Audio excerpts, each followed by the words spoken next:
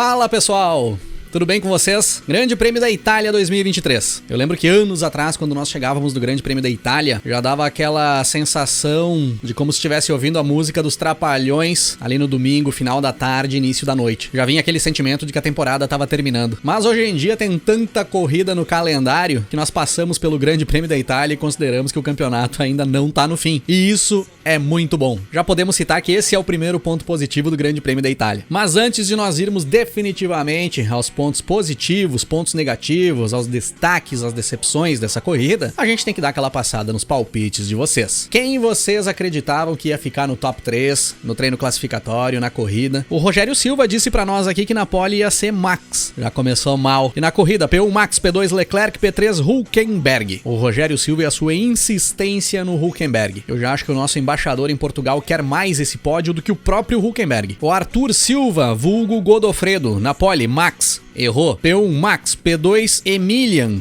P3 Verstappen. O que aconteceu aí, Arthur? Não sei. Lucas, eu vou ser louco, Cris. No quali, P1 Norris, P2 Albon, P3 Leclerc. Pra corrida, P1 Norris, P2 Sainz, P3 Albon. Acertou, Lucas. Fostes louco. Gabriel Camargo Afornali, no quali, Max, Norris e Leclerc. Pra corrida, Max, Leclerc e Pérez. Complicado também, hein, Gabriel? Só acertou que era meio óbvio. Marcial Cordeiro, Albon P7 na corrida. O Léo Senna, vamos lá, no quali, Max, Leclerc e Albon, na corrida, Alonso, Albon e Hamilton. E vá o Alonso te botar no mato, né, Léo? Ana Maria, palpite da membrana, pole, Leclerc, na corrida, P1 Max, P2 Albon, P3 Leclerc. Vocês realmente acreditavam que o Albon ia pegar um pódio? E o Dalmiro Filho, o mestre dos palpites, diz pra nós que em Monza o reinado cai. E com isso minha maré de azar. Vamos lá, P1 Sainz, P2 Checo, P3 Russell e bônus, Tilápia se embola com Charlinho na largada. Tu só acertou o Checo em P2, Dalmiro, e colocar o Checo na segunda posição é roubar da máquina, então não acertou porcaria nenhuma.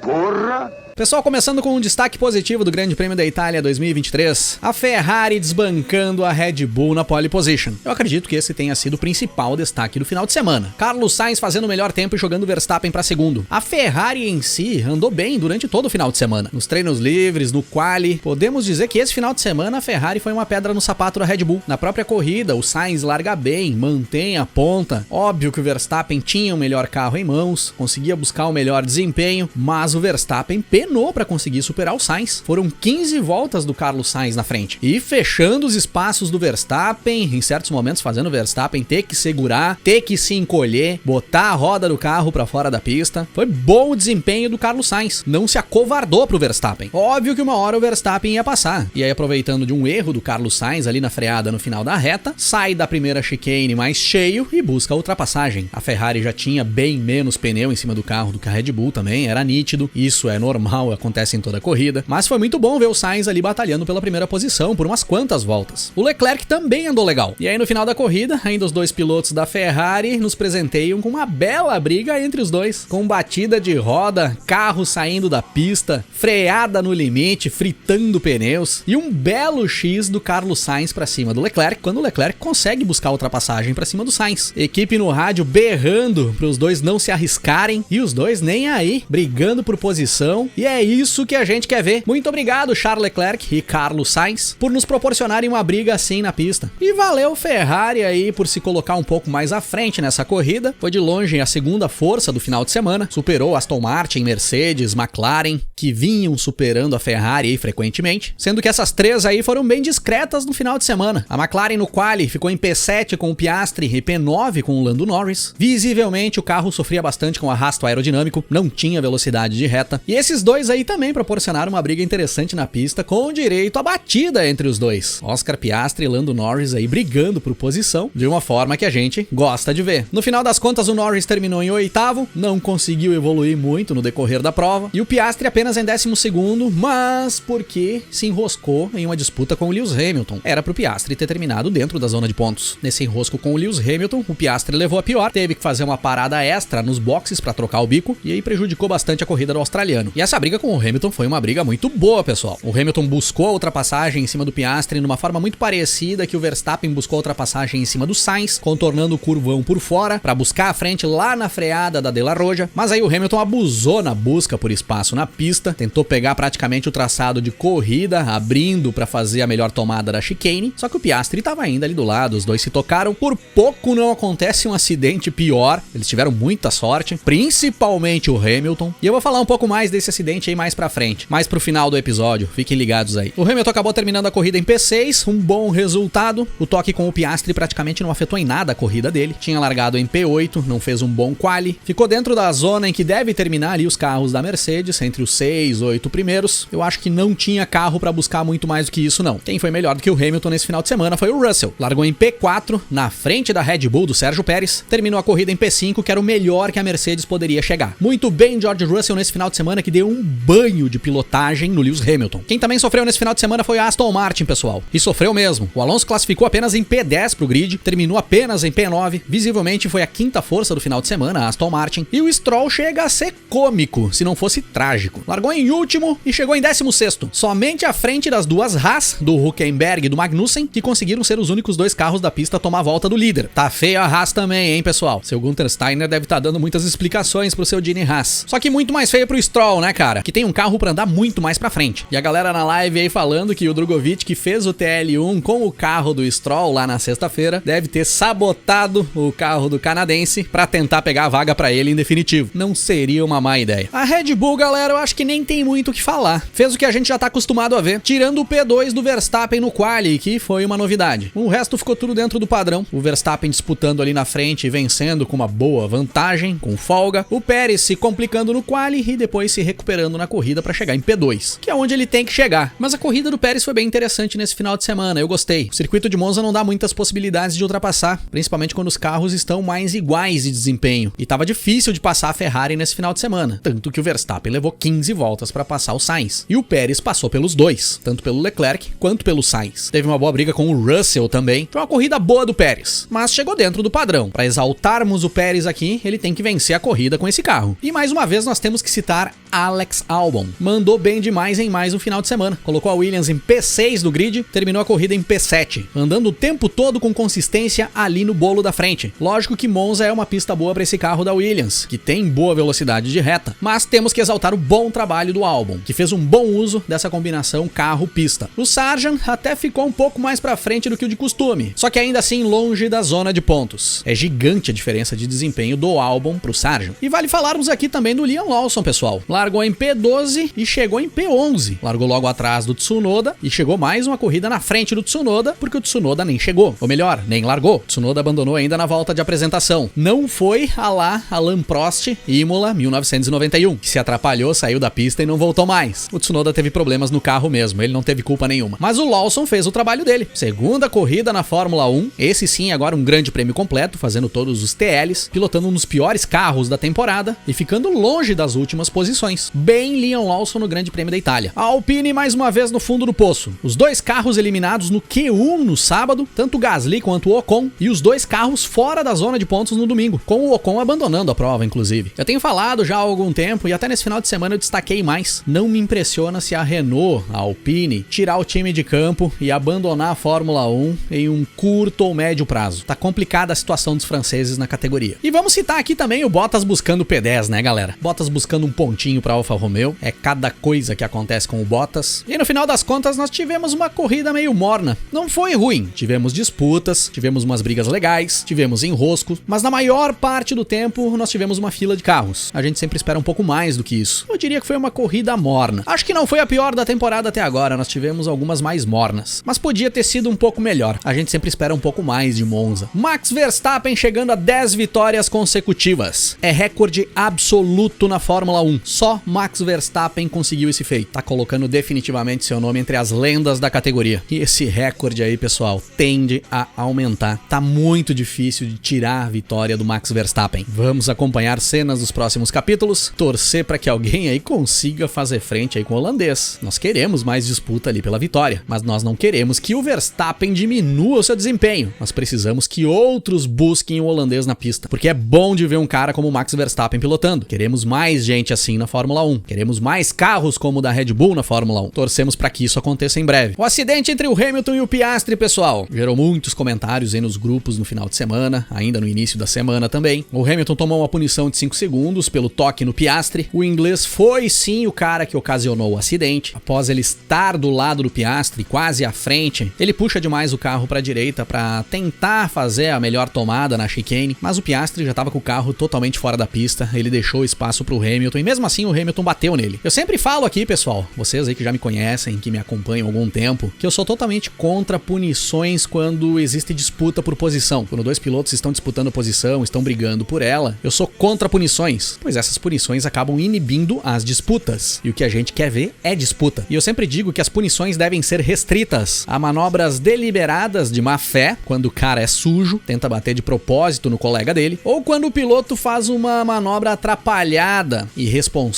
mesmo que seja sem intenção. E eu acredito que talvez essa manobra do Hamilton aí se enquadre nesse segundo quesito. Eu não acredito que o Hamilton tenha sido sujo, que ele premeditou essa manobra de jogar o carro pra cima do Piastri pra prejudicar o piloto australiano. Não acredito. Até porque a possibilidade do Hamilton tomar a pior numa manobra dessas é muito maior. É praticamente suicídio fazer isso. Mas foi irresponsável por parte do Hamilton puxar demais o carro pro lado direito, sabendo que ele ainda não estava totalmente na frente do Piastri. Ele tomou a punição de 5 segundos que praticamente não surtiu efeito nenhum. E aí eu acho até interessante sim reavaliar esse tipo de punição. Talvez pensar em uma punição maior, um drive-thru ou então um stop and go. Talvez 5 segundos para esse tipo de manobra aí fica barato. Pois nesse momento ali já nem existia mais a disputa em si por posição. O Piastri já estava entregue e já estava recolhido. O Hamilton podia simplesmente fazer a freada e sair na frente na chicane sem jogar o carro para a direita. E esse toque do Hamilton no Piastri aí que quase joga ele contra o muro, podia ter dado muito ruim pro Hamilton. Se ele não consegue corrigir o carro e dar de bico no muro, podia ter acontecido com o Hamilton a mesma coisa que aconteceu com o Ricardo semana passada na Holanda. Só que eu tenho uma opinião em relação ao Piastri também. Não só o Piastri, em relação a esses pilotos, principalmente os mais novos que estão na Fórmula 1. Esses caras têm cedido muito espaço quando tomam pressão, na minha opinião. Eu acho que eles precisam jogar mais duro com esses casca grossa, como fez o Carlos Sainz com o Verstappen e com o Leclerc, como faz o Sérgio Pérez quando alguém tenta passar por ele, como fez o Leclerc quando o Pérez estava tentando passar por ele. Não dá pra ficar deixando espaço pra esses caras. O Piastri, na minha opinião, se encolheu demais nessa briga por posição. Ele devia ter se imposto no seu lugar na pista. Não recolhe tanto o carro, não se encolhe tanto. Briga pela posição, disputa. E aí se houver toque, é disputando a posição e não por trapalhada ou irresponsabilidade. O Lando Norris carece desse comportamento também. É muito passivo o Lando Norris quando é pressionado por um carro que é mais rápido do que ele. O Hamilton passou pelo Lando Norris ontem brincando. O próprio Alex Albon abriu mão da disputa por posição com o Hamilton. Deixou o Hamilton passar muito fácil. Se essa gurizada engrossar mais pra cima desses veteranos, esses veteranos vão pensar 2 vezes antes de fazer essas manobras e espremer esses caras aí durante uma tentativa de ultrapassagem. Fica a dica aí, gurizada. E vamos falar aqui também no Drugovich no TL1, né, galera? Drugovich sexta-feira fez 23 voltas com o carro da Aston Martin no TL1. Utilizou apenas um jogo de pneus médios. Ficou com um tempo alto, bem atrás do Alonso, mas ele andou boa parte do treino com flow vis no carro, ou seja, estava testando. Não sabemos o que ele estava testando e em que condições o carro estava. Só quem sabe disso é a Aston Martin, que declarou ser muito produtivo o teste do Drugovich. Gostaram demais do que ele fez e atingiu os objetivos. Agora aguardamos a Aston Martin que coloquem esse cara aí pra correr no lugar do Stroll, pelo amor de Deus. Não dá mais pra ver o canadense na pista. Façam alguma coisa. Vocês estão querendo me enlouquecer. E considerando os desempenhos dessa galera aí no final de semana, como é que ficou a banda do Grande Prêmio da Itália 2023 aqui do Rock & Racing? Galera, na banda essa semana nós vamos ter Carlos Sainz na bateria, o cara que foi a pedra no sapato da Red Bull nesse final de semana. Eu vou colocar o Alex Albon no violão por mais uma corrida consistente e boa desse guri. Eu vou colocar o Pérez no baixo, galera, porque o Pérez fez uma corrida consistente. Eu gostei da corrida do Pérez. E pra dar uma moral pro cara, porque a próxima pista é uma pista de rua e dizem que o cara é o rei das ruas, então vamos dar uma moral, vamos botar o cara em cima do palco e vamos ver o que ele faz aí na próxima. E vou botar Max Verstappen na guitarra e vocal, porque ele já é o guitarrista e vocalista da temporada. Não tem como ser diferente. E quem vai carregar a aparelhagem sozinho essa semana é o seu Lance Stroll. Vai carregar a aparelhagem pros outros aí, Stroll, porque tu não tem mais nada pra fazer na Fórmula 1 que não seja carregar a aparelhagem. Daqui 2 finais de semana, galera, tem Grande Prêmio de Singapura. Uma corrida totalmente diferente do que nós vimos agora nesse final de semana. Pista de rua,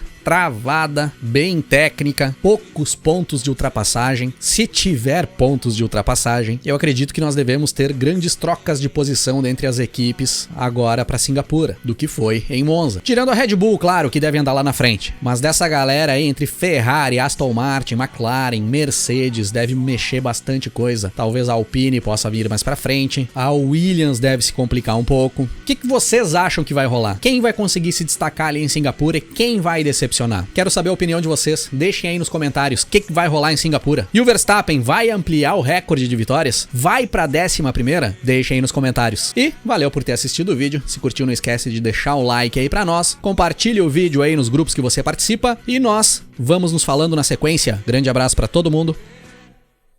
Até mais.